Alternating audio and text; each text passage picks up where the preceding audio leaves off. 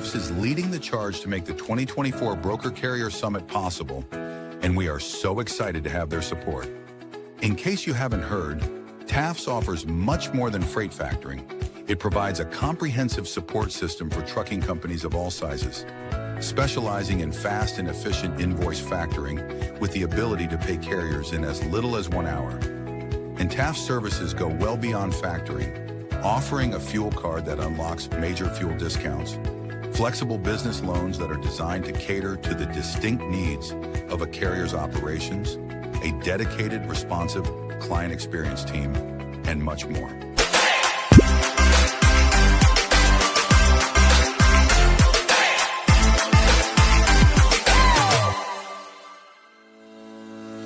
Black Box Logistics is a 3PL freight brokerage based out of Birmingham, Alabama. Black Box Logistics was formed in 2020 by 3 friends, Logan Dyer, William Graves, and Will Hopkins, in a basement office with the goal of bringing transparency around the clock communication and hassle-free customer experience to the table.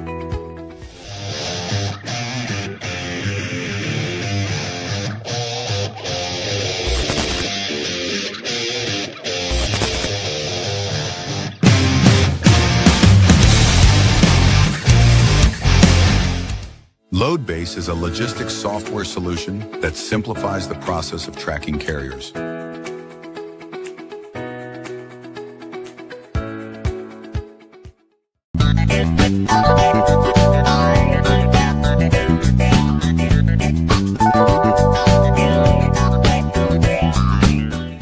Multi-service fuel card, the industry's first fuel card, was created by an over-the-road truck driver in 1978 to offer a safe, simple, and cost-effective way to handle fuel and trucking expenses.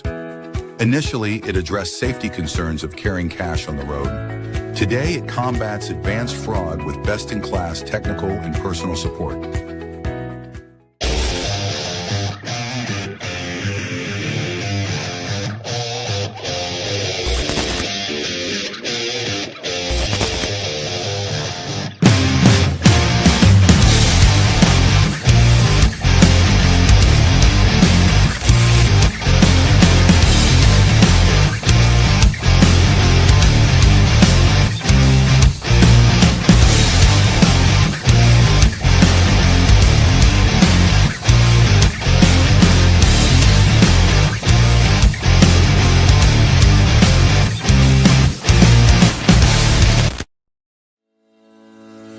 Sales-CRM is built for freight broker and agent sales teams. Manage your shipper prospecting and follow-ups. Organize your carriers in the lanes they run.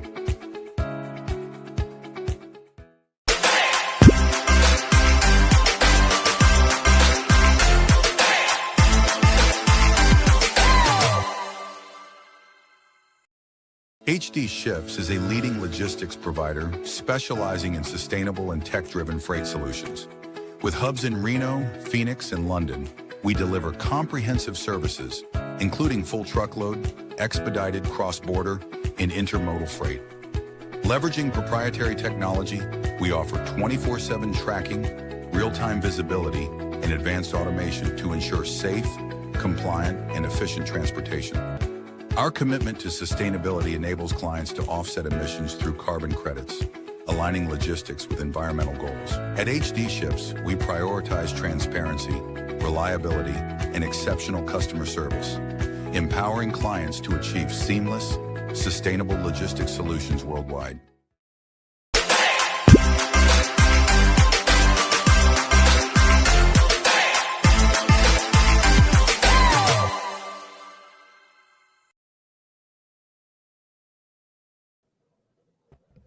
Happy Friday. Happy Friday. How you doing? You staying warm up there? Yeah, minus 15, man. Well, I shouldn't say that. It was minus 15, a day or two ago? I don't know what it is today. I think it's a little warmer. Yeah, man, I can only imagine. We're complaining about the cold down here in Birmingham. We're nowhere near that. You can see why you went to Columbia for as long as you did. Yeah, I need to get back there, but that's a whole nother story. Shout out to our sponsors, Multi-Service Fuel Card. I think they're the longest fuel card out there since 1978. Patricia, Jessica, Dodson, they're great. We've had some of their drivers on the show that, like Jamie, who speak highly of them. Black Box Logistics, we got to remove them. I don't know. Are they really a sponsor? Yeah, they're a sponsor. They're one of the OG sponsors, the original sponsors. Got to keep. Just kidding. That's Will's company, HD Ships, where I recruit agents for. Shout out to Loadbase, our newest sponsor. What has it been now? 2 months? Loadbase? Yeah, 2. I think we're coming up on 3. But great group over there. Stan came from an asset background. His whole mission is to simplify tracking, which with some of the freight tech, you can kind of get complicated and whatnot. Stan's on a mission to simplify it. So you guys should definitely check them out. And Sales Dash CRM, we just renewed with them for the next 6 months. If you guys saw my post the other day, I mean, Josh is a stand-up guy. Never heard anyone say anything bad about him. Great product too. I mean, I think they're the only freight-specific CRM out there, and Will uses them. Will's whole company uses them. We have some agents that use them. Nothing but good things to say. And our banner sponsor, Taft's, top 10 factoring company out of Kansas City. They sponsored the Broker Carrier Summit.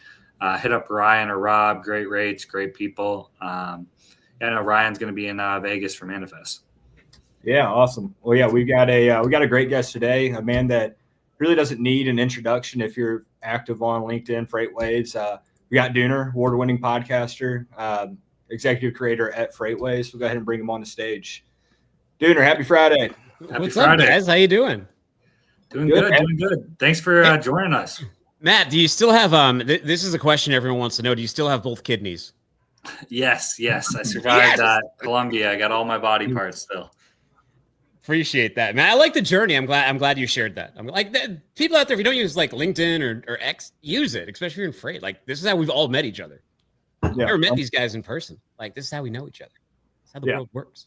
No, it's great. Yeah. And if anybody's on the sidelines just kind of watching in, you're kind of hesitant to get anything out there, just start doing it, man. You can have fun with it. You can meet a lot of cool people, and it can really help your business. You can leverage other people's experience, knowledge. I know for my business, Black Box, there's a lot of vendors that we use that we've met through communities like LinkedIn. It's been a pretty big catalyst for our growth over the years. Yeah. Hunter, thanks for tuning in, Logistics Lounge. For those that don't know you, if anybody doesn't, kind of give us a rundown on your background, kind of how you found yourself into freight from inception, and then just kind of where we are today. Like most people, by accident. Like, I started out at FedEx Trade Networks. I had no idea what like a freight, the international freight brokerage was, or what entry writing or any of that stuff was. So I had no clue. Like when I initially went for the interview, I actually thought like we'd be dealing with like parcels, because like FedEx, that's what you think of as parcel. But I needed it like a job 20 years ago. Yeah, this is when did I start? 2005? What year is it? 2025? All right, yeah, this will be my 20th year this year. I was in Boston. I needed a job. I had just moved back there from California after working in the music industry. Music industry kind of got like destroyed by Napster.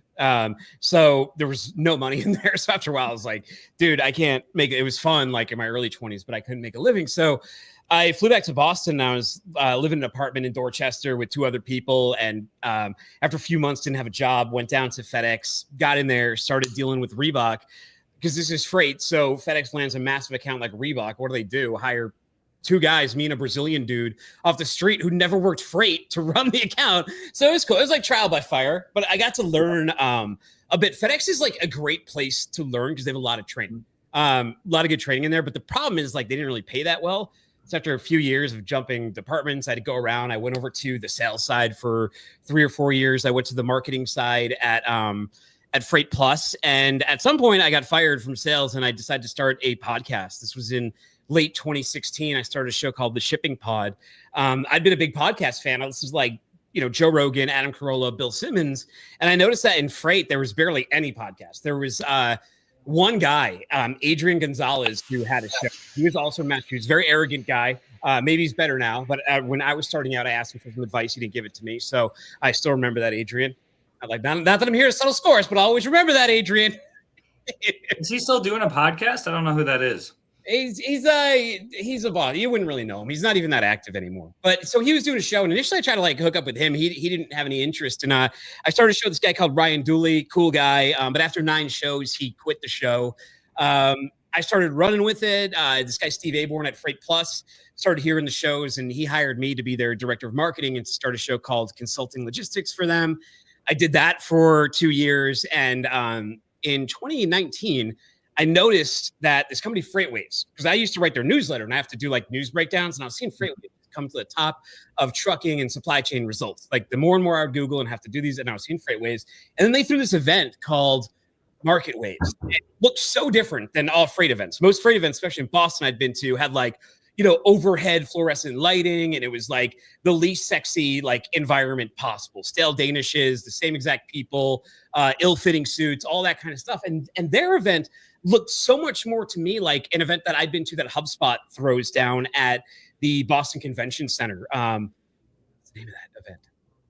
I forget. It's inconsequential, but like they threw an event and it was like, flashy lights and LEDs, and it just brought a little bit more energy, and it catered a little bit more to this younger or emerging audience. So I really liked what FreightWaves was doing. I saw Craig he was trying to promote these freight futures that they were putting out. And I'm like, our show's still pretty small, but maybe he wants to get some promo on it. So I knew I wanted to work at FreightWaves one day, but like, I didn't think this interview would be what led to that. I thought this interview would just be like, cool, I'll interview the guy, I'll be on their radar. But after I interviewed Craig, a couple of days later, he listens to it and he goes, hey, we're launching a TV studio and a podcast studio. Do you want to come down and, help lead it? So I knew I had to make that happen. That was in 2019. And 6 years since, we've just continued to build the studio and build the show. And I mean, now the company is called Firecrown, and we have about 57 different brands, a ton of different magazines, a bunch of different TV shows. We've got one on Discovery, all sorts of stuff going on. So we just bought the world's largest train set. Tomorrow I'm flying to Amherst, Massachusetts to go to some railroad show with Craig. We're hopping in his PC-24, little nice private jet. We'll hang out down there, go look at some trains. Be a good time. Yeah, no, that's awesome. I'll be tuned in for pictures of the train set. I didn't know that anything about that. That's pretty fascinating. Well, there's a place called Intertrainment Junction in Cincinnati. It's funny, and it's sort of like manifesting. Like Craig was like, he starts to open his mind to this idea. He wants to start this transportation museum, and here's the power of social media too. He put that out on X, and then someone just commented and was like, hey, did you know that Intertrainment Junction's going out of business? They have the world's largest train set, and it's for sale. And like just like that, we have the centerpiece for the museum. Yeah, man, Craig is so I'm on Twitter, but I'm kind of incognito. He's probably my favorite follower, just going through his mentions and everything. It's always some good stuff on there. I mean, that's quite the journey, kind of how everything works out. What's been kind of like the highlights, your favorite part of what you do and the podcasting and all that good stuff? I mean, this has always been sort of a passion thing and part of my own recovery. I did a TED Talk about this. Some people know my story. Some of you don't. I've said it a lot, but I had when I got fired from my sales job, had a bad problem with drinking. I remember when they gave me my last paycheck, I was like, it was a live check. So I was like, sweet, I'm going to go get a handle of Tito's, and did that for a couple of days. And I'd been drinking vodka hard for years at this point. We had a second son on the way, and I used that free time to go to rehab. And when I was in rehab, one of the therapists over there was like, what are you going to do next? And that's sort of when I started mentioning the idea of the podcast. And when I got out of there, the first person I called was that guy, Ryan. And then like a week later, we started getting the show going. So for me, like, the podcast started as sort of like a living resume, a method to get hired in marketing, a way to meet some people and to just do something that wasn't being done. And plus, nobody would hire me in marketing. Like, so I couldn't get a job because marketing is so great in freight. Marketing is so awesome. But I couldn't get a job. I don't know. They're too busy hiring like 22-year-olds who don't even know how that meme works where the guy points.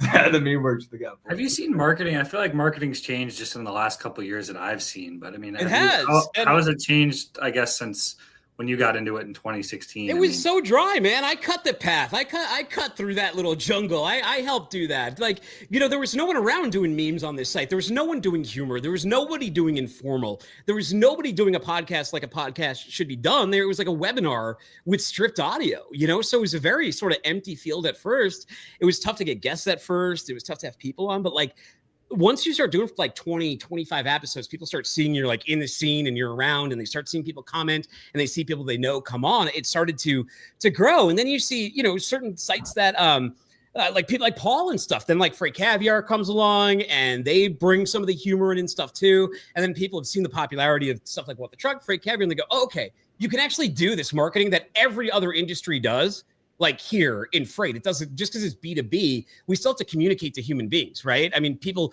still have to connect and like people. Yeah, no, 100%. That's always been what at least stands out to me the most. Even individuals on LinkedIn, just the humor, just being when it's not super cookie cutter and it looks like not even like Chat GPT or anything, but it's just real basic and there's nothing unique about it, and it just kind of feels, even if it's not fake, it's just kind of like it doesn't really like appeal. Even if it's something I don't agree with, but it's just like they're kind of out there. They're maybe like a little weird. It's like like I'm kind of with it, if that makes sense. No, I hear you. The evolution has changed so much. I mean, look at someone like Reed Lucelot, right? Nobody knew who Reed was in up until like April of 2022. And then the guy starts posting memes. He starts communicating with people within the community. He starts coming out to events. He starts coming on shows and stuff. And now Reed's like the head marketing guy for Truck Parking Club. Yeah. I mean, things like he did the Freight Gong at you guys' event, did he not? Like a year ago, that kind of went viral. Or he demoed his like online, just clicking it, stuff like that. I mean, it's funny. Yeah. What's wild to me too is, I mean, you have like connection, like what Jamie, who was on our show, a truck driver, posted something on Sunday at some brokerage, and the VP of Arrive, VP of marketing, like the top guy at Arrive, he's calling him on a Sunday afternoon. I was like, 5 years ago, I don't think an owner operator could tag $1 billion, $2 billion brokerage and get the VP to call him on a Sunday. That's Randy Savage, if you heard that. But Randy, calm down, buddy. Someone's coming by the door. My studio is like adjacent to the front door. He's a big, crazy lab. No, but Jamie's really cool. Like, if you guys haven't met Jamie, sometimes he doesn't always come off on like the right foot, or you might be in the middle of an argument or something like that. But if you actually talk to the guy, he's really reasonable. Like, I remember back in the day, he had that big feud with Truck Parking Club. And then actually Evan from Truck Parking Club had like a 2-3 hour conversation with him. And he's since warmed up. And I used to use Jamie needling DAT and who's that guy, the freight nerd, Ken Admo? I don't know. I've been amusing. It's been amusing watching that one. And Jamie made a great suggestion for them. He's like, look, he posted some fraud that was on DAT. Big problems with fraud in the industry. I covered all the time on my show. And the nerd, the DAT guy's like, don't post that on LinkedIn. You just DM me. And he's like, no, man, this is a problem on the site. You need to have a button we could report this. If you had a button I could report this, then I wouldn't need to put it on LinkedIn. So I like Jamie.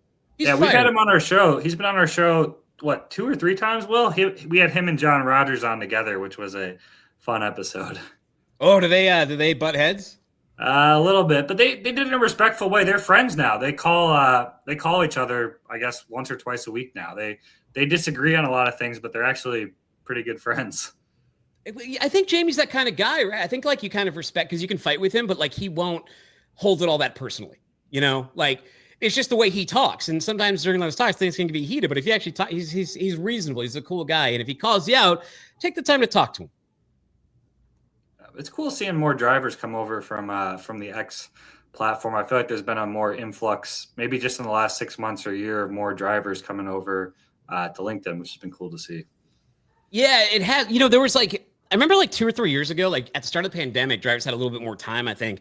And you'd see some come over, but they would try to bring like almost that sort of Facebook style of posting, which doesn't really work on LinkedIn. It's very like, Matt, you and I talk about this, not really like in public. We talk about it in DM a lot. And it's sort of like negative signaling and being overly toxic and just being sort of cautious about or strategic about like what you do and don't call out.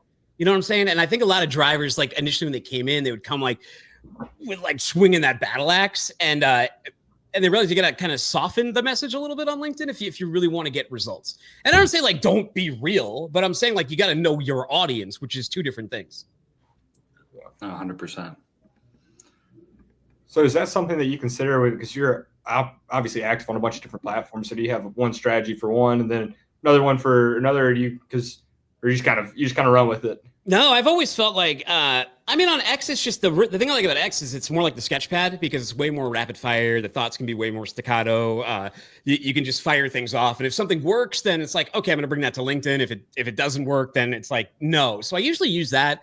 as kind of the proving ground, but I vary them both up because they're different. They're slightly different audiences. Like the X audience is a bit more operator driver focused, where like LinkedIn, like when I look at my analytics, a lot of it is like C-suite and decision makers and those kind of people that I'm communicating to. But I don't really change the message up. I mean, humor and freight is humor, you know, and a lot of my stuff is either news or like rate the strap work, or I mean, my biggest post, like the easiest post ever, or the biggest ones, my biggest post ever is going gangbusters right now, and it's just a re-upload of Carrie Underwood singing America the Beautiful, and I just framed it as like someone doing a good job under stress, and like it has over 1 million views, 10,000 likes, 500 comments, and it's kind of funny though, because like you can get 1 million good comments, but then there'll be like one or two like just people who like come in there and they really occupy your mind a little bit too much, right? It's like, there's 500, 3 of them are like bad, but like you focus on the 3 instead of the 497. Yeah. And I think with anything that you put out there with an audience as large as yours, there's always going to be that 3. You put so many eyes on whatever you're doing, whatever you're putting out there. So yeah, I mean, that can be something to navigate for sure.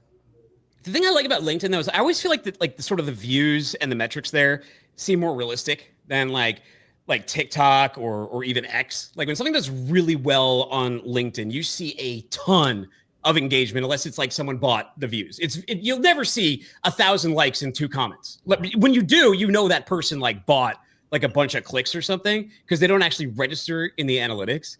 But the one thing about LinkedIn is like when you actually have like real posts that do well, like you see that in the analytics. Whereas in like Twitter, I've had a post to 6 million on there, and it had like a third of the comments that LinkedIn does. I feel like there's less, and maybe I'm sure it's possible in nowadays society, but I feel like there's a lot more, view botting, follow account on like the YouTube X's, whereas LinkedIn is not the site you can really manipulate like that, which, like you said, makes it have truer content. I think it's because of like where LinkedIn, maybe like people are less tempted to buy followers on LinkedIn because of where they put followers. It's not like really a category you notice on someone's profile, because usually you're in your own feed. You're not like going to say, I'm like, and on LinkedIn, it's like, who cares if this guy's like the CEO of some gangbuster company? Who cares if he has 500 followers? You know, it's not like you're as validated as maybe people feel like they need to be on other social sites. But the thing is, like, the stupid thing about like buying followers or something is you can see it right in the analytics. Like, okay, you can say you have 30,000 followers on X, but why do every one of your posts have less than 100 views? Like, because you bought them, dude. Like, you can see it right in Social Blade. Yeah. There's a site you can go to. I mean, you and I have talked about this, but there's a site you can go and you can see people like they'll go straight like this, and then all of a sudden, and then down. It's like what's the site called? Social Blade, socialblade.com. You can look up anyone's handle on there, and you can look at the analytics, and you can tell when someone just bought like a big spike, because nobody gains like, and because you can go to their page, it's like, you don't have a viral post. How did you get 20,000 followers in one day? Like, and then your line just goes straight down. Like, it doesn't look like that. I'm obviously not going to name, but there's like a big YouTuber, for example. He has like every 2 weeks, it goes up exactly 1,000 is his subscriber count, and it's been like that for a year. It doesn't go up at all, except every 2 weeks goes up 1,000. You know, I don't know. How much? I'm not here to expose anybody, but I can tell you how to figure out who they are. Go to Social Blade. It's not hard. How much does it cost to buy followers? I don't know. The point, like, it makes no sense. Like, if you're you don't get monetized on X by followers. You get monetized by interactions and views. So like, it's a complete waste of money to go and buy followers. The only reason I can imagine someone would do it is so they could approach an unsavvy company that's looking for like a sponsorship or something and being like, hey, I can get you in front of X amount of people. And they're not savvy enough to look at like, okay, but what do those analytics represent? So I think that may be the reason, or ego, or I don't really know. It doesn't make any sense to me, because it doesn't do anything to improve your actual numbers, which is, if you're in marketing or you sell sponsorship, someone like me, people want the real numbers. They want to see the interactions. They don't really care that much about followers. Yeah. Well, it takes out the fun of growth too. I mean, if you're just buying it or doing that, I mean, part of the fun part about, doing anything is sales. Anything is the growth, and I feel like, I don't know, it would take out the fun of that, It's why I've never like outsourced like my own personal, social media, because like the whole point is to like meet Matt and to meet Will and to see what you guys are up to and read what you posted. And maybe that will, like, for me, it's part of production. It's like, okay, I need guests all the time. Like, I constantly need a resource of guests. And I constantly need ones that are saying things that are newsworthy or in that sort of space of news that we're covering on that episode. So, like, you have to be active. But, like, even if I was in business or I was in sales, like, I would still want to control those interactions. Yeah, 100%. That makes a lot of sense. And even to your original point, it's not really growing if you're paying for it. You're not getting the interaction, so there's no substance to it. That's pretty fascinating, though. I didn't know that you could check that. I might look some people up later on. You know, dude, if you're suspicious, you will be. A lot of times, you can confirm your suspicions by going in there and be like, that doesn't look right. Yeah. Well, the thing about LinkedIn too is, like, you can just max out if someone's on LinkedIn for 20 years, they're automatically going to have a ton of followers because you can max out connection. You know, no one can see how many people you're actually connected with versus the amount of followers you have. So you could theoretically just, like, max out your connection requests, and in 5 years, you're automatically going to have a ton of followers. Yeah. And, like, when I started my LinkedIn account, I used to, like, I would sit there and I'd go recommended follows, and I would, like, follow like 50 people. I would connect like 50 connections, like everybody in Freight connect. The whole point was, like, to connect. On LinkedIn, to me, it makes a little bit more, like, sense to, like, follow heavily versus other sites, though, because people actually kind of look at your profile and resume, and if they're in your space, it's easier to find people in your space because of just the way LinkedIn sort of segments things, where, like, I don't know, on like X or something, it can be much more difficult to find, like, how do I find an entire group of truckers? And, like, following them usually doesn't mean they follow back on those sites, where LinkedIn, usually if you connect with someone, they tend to accept it. Yeah, that's a good point. Something I want to point out, which I like about your going back to being personable and just genuine on these sites, on your LinkedIn bio at the very bottom, you wrote, P.S. Dooner wrote this in the third person. There's things like that, I think, like, go a long way. At least for me, like, when I'm looking at somebody like that, it's just, I don't know, it's funny, right? Like, you know, it's not like super corporate or this and that. It's just like, okay, like, the guy's probably pretty chill. It's funny. That kind of stuff, like, stands out to me with all the marketing. And I feel like a lot of people try to do almost too much, and by doing too much, you're not really reaching anybody because it is so, like, structured and in between the lines and basic, right? If that makes sense. Well, you know, like, when I talked, like, when Ryan and I first started the shipping pod, like, the way I sort of pitched the concept to him was like, dude, there's so many, like, whip smart, like, Bill Burr clones running around Boston, just, like, hilarious MFers, but you put them on stage and they immediately become, like, the driest, most boring human being on earth. And I was like, I hate the boring stage conversations. I want to have the conversations we have in the hallway. You know, yeah. I want to have that kind of conversation. So, because it's a podcast, I don't want, like, someone just sit there and, like, read bullet points. Yeah, no, 100%. Yeah, you can find the bullet points online. Those are webinars, man. And I always, like, I've always hated webinars. I have bad ADD. I can't pay attention during them. Yeah, they're still a thing, though. I mean, you see them sometimes, but yeah, they're a lot less. I personally find them boring.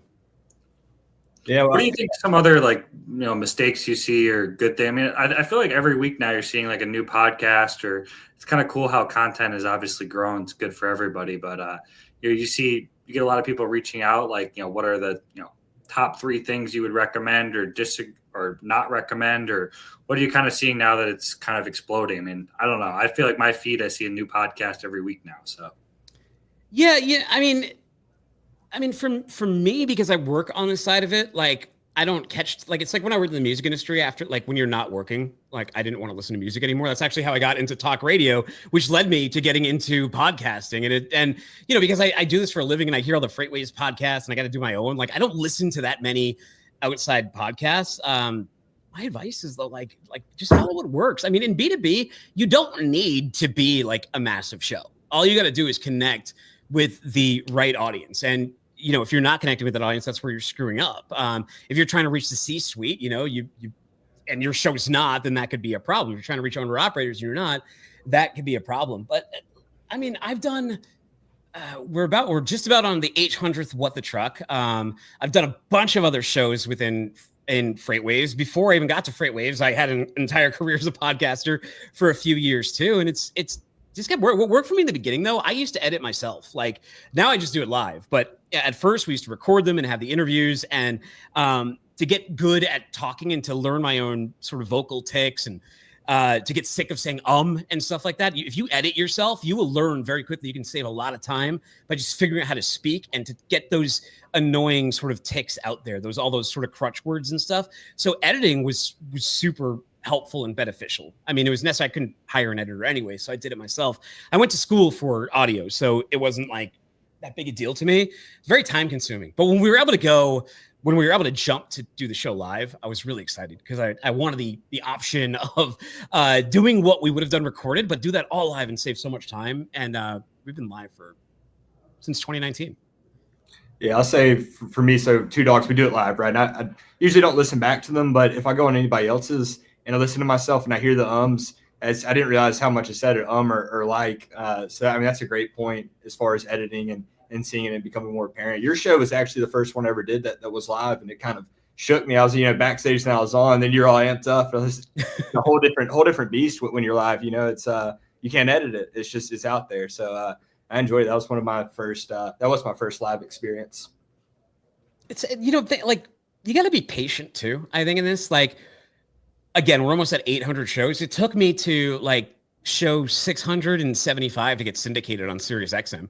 I used to host a Saturday show on SiriusXM, but I ditched that because it was taking too much of my time. Then they were going to give me the live slot 5 days a week, 5 to 6. But my kids, I have a 8 and a 10-year-old. They actually just came home. Hi, boys. I have an 8 and 10-year-old, and for me, primetime hanging out with them is 5 to 7 o'clock. So I was I'm not really that interested. But then last year they were like, well, what if we just took the noon show and we put that on at 5 and 11 that you already record? And I was like, hell yeah, let's do it. So that was cool. But I mean, that's not something I got frustrated 300 episodes in. Why isn't this syndicated on radio or something? It's more I don't know. You stay in the fight, man. You stay in the fight. You keep developing those relationships, and you keep moving forward. If you really like doing it and you're actually rewarded, for me, this is an easy job because I like meeting everybody, and I'm doing my dream. And I kind of feel like I manifested this job after a very, very hard point in my life. So in a lot of ways, it's a huge dream come true. So for me to be motivated it's not tough, but I don't know if that's true for everybody because people could have different motivations. If someone says just hired at, I saw a freight company, they hired someone and they're just run our podcast, right? Okay, but is that person a podcaster? Do they want to podcast? Do they know how to podcast? They know anything about it? I don't know. My other advice is book your own guests. Don't give it to your marketing person or something. It's the most powerful thing. Why start a show if you're not going to book your own guests? That's the best. That's the whole part of it is the connecting with them before, saying it to them afterwards. Maybe it develops into sponsorship or future opportunities or just a friendship. I mean, that's the whole thing. Yeah, I'm 100%. We book all of our own guests. I'm with that. I'm curious kind of your thoughts on this because you go live as well.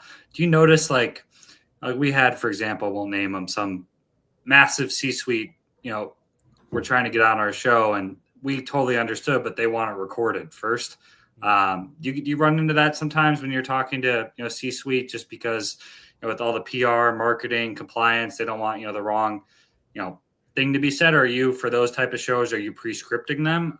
No. So it really depends on the topic. As you guys know, with sponsors, sometimes they there's a newsworthy topic. They've got a new release. They kind of want to center the topic around that. They keep the lights on. They keep the show free for everybody. So, I mean, yeah, you're a little bit more amenable to being okay, what exactly do you want to talk about? But I do not use a script. I hate reading a script. I'm bad at reading off a script. It comes off terribly. Plus, I'm all right at talk. Why wouldn't you just want me to talk?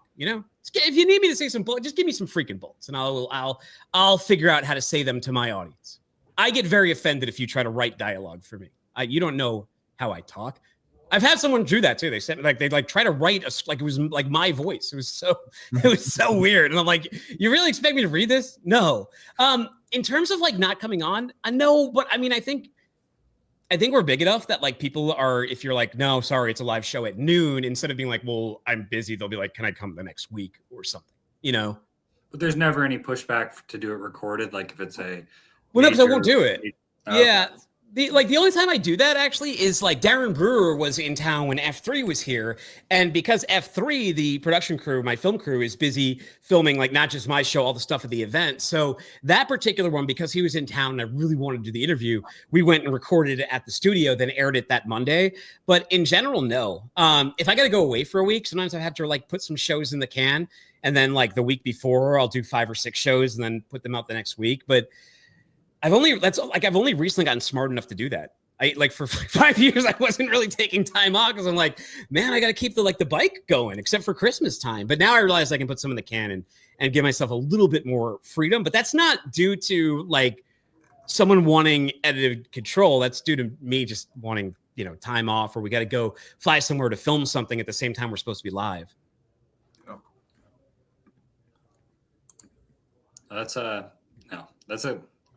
That's an interesting way to do it for sure. I like it personally. That's the nice thing about being so big. I mean, you kind of have that flexibility because I think you and I have talked before, but you get probably 50 emails a week of people wanting to be on your show, of just different marketing people. Yeah, I mean, I get a lot of PR requests, but it's very rare I open a PR request unless it's like, I like the ones that are really interesting. I had one guy who's like, rat stuck in your engine. They're the kind of topics I don't see you guys post about.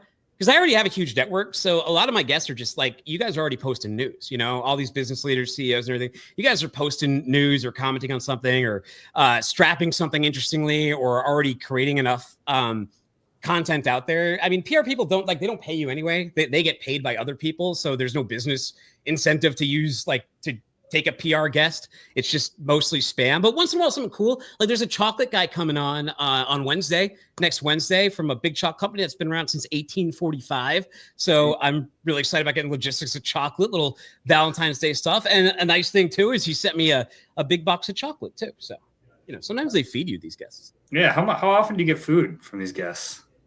Not too many. I get a lot of hats. I'm like, I need hoodies right now. It's cold down here. Like Will was saying, it's cold down here in the South. And I've lost my, I'm from Boston, but I've I don't know if I'm getting older or something, if that's it. But I am, my wife and I have flipped.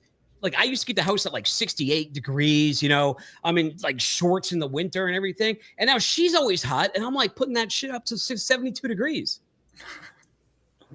I don't remember the thermometer. Yeah, we're not built for the cold down here. I mean, Matt's up in Minnesota. He said it was negative 15 degrees.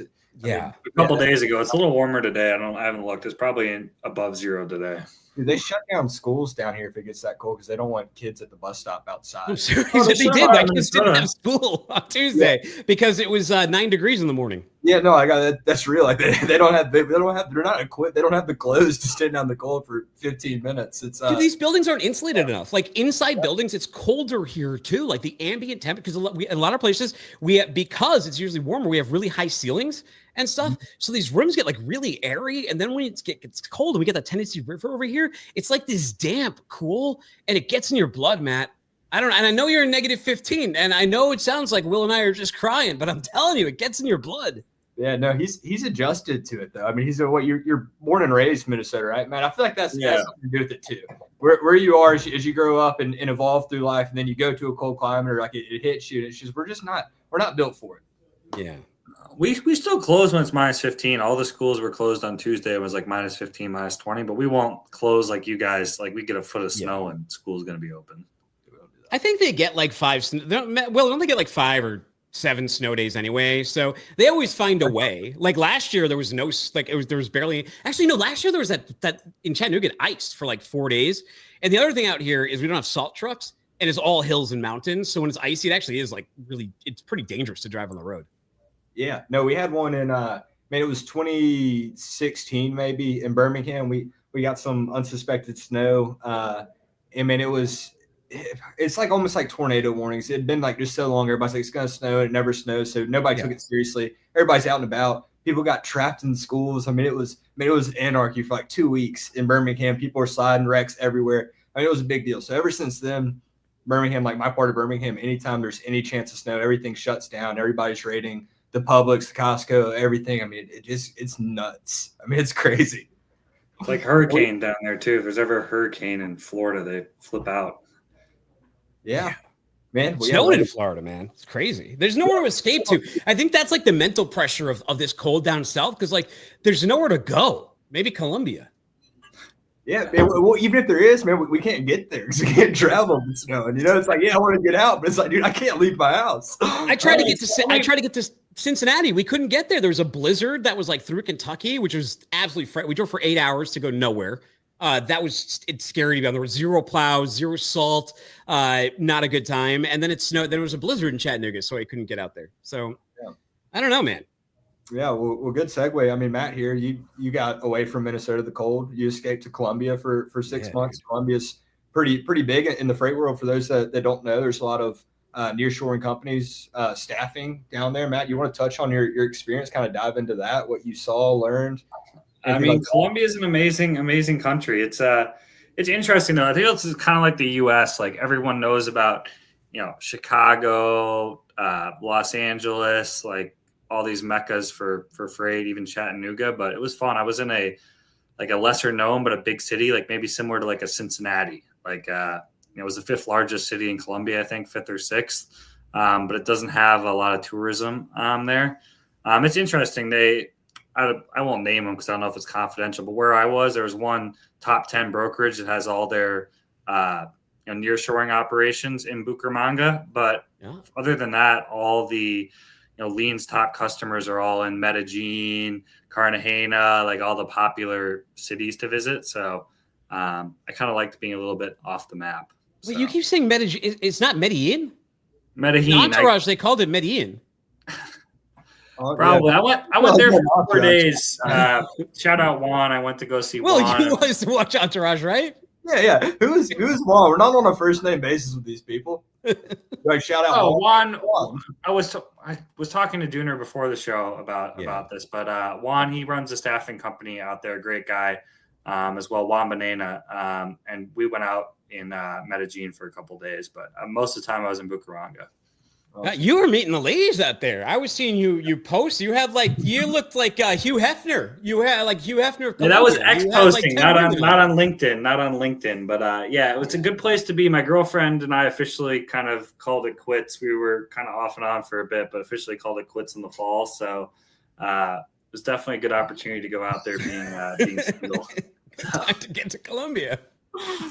Oh man, we don't want to go too deep into that, but you had to get. What was really interesting that we all thought you were going to end up in like. You ever see the movie Touristas Go Home, where they like capture the tourists and cut their kidneys out? We thought you were going to wake up in a bathtub, like a bathtub of ice with a note, like to call a doctor when you said you were going to that farm. Yeah, I thought it was going to be one dog, one pod. I wasn't sure if Matt was going to make it back.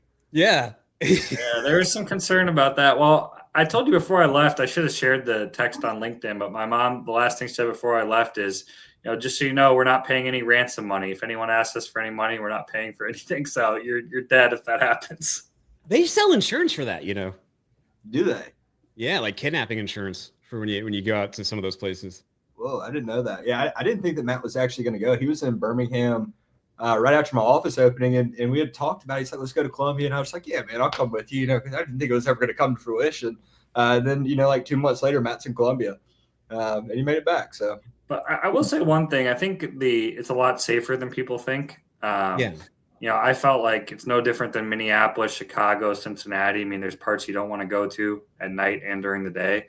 Same thing about Colombia. I mean, I felt safer in the malls there than I do in the malls in the U.S., honestly. But I didn't feel a lot of cocaine. Was there a lot of cocaine like that? I think that's the other thing. People are like, there's a lot of cocaine. Andreas says, no, going to Colombia after a breakup. Interesting. Yeah. He's in Colombia. He's with Trio. We do some work with them. Glad you didn't get kidnapped, Matt. Yeah, we all are.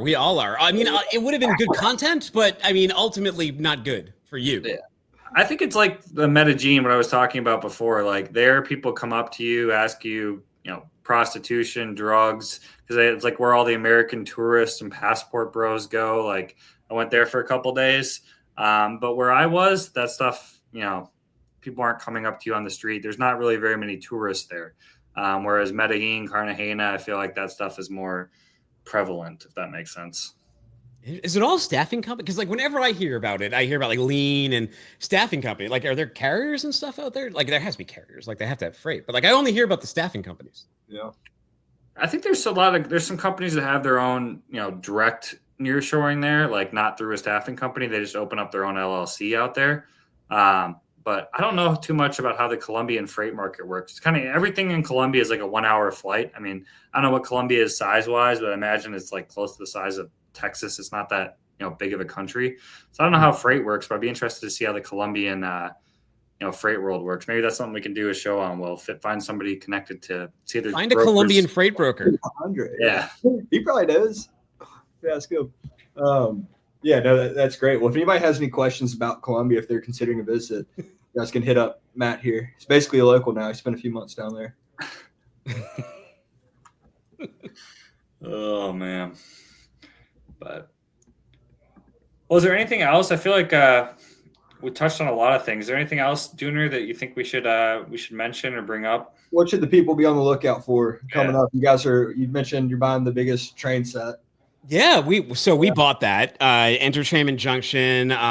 We're starting that museum. It should open in spring of 2026 next year. I think we're still I think we have the location picked out. There might just be some boxes that need to be checked and everything. The Entertainment Junction itself over in Cincinnati has the great John Bowes at Firecrown. He's packed that into, I forget if he said 11 or 15 trailers, something like 11 to 15 trailers it takes to move this entire thing. And like, you're getting all these tracks, you're getting all these different trains, some of the scenery stuff.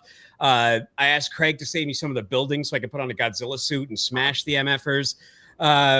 And now we're just, what I'm super excited about is, like I mentioned, I got boys. They're 8 and 10. We got this museum coming to Chattanooga. It also has the largest Thomas the Tank Engine display and all that stuff. So I'm super excited to make content around it. I'm a Lego nerd. So to have this world of miniatures to potentially make some shows around, I'm super excited about. This weekend, we're flying out to Amherst, Mass to go to a train miniature show out there. And we're going to start meeting some of these players, like sort of how I meet players in the game and want the truck, and to meet some of the players in this small miniature world of freight and railroading who are out at that thing. And I'm excited, man. After, 6 years of doing What the Truck, and granted, I've done other stuff around it, but I really want something else to do as well. Yeah, What the Train isn't as catchy. I have to brainstorm. Yeah. Yeah. I think I want to do it different than What the Truck. Like I wouldn't do live. It's something I just want to look really high produced, cool, use mini macro cameras to get some great stuff on here. Maybe it's some reviews of the trains and stuff, but like I got to get immersed, and that starts tomorrow when I land in Amherst.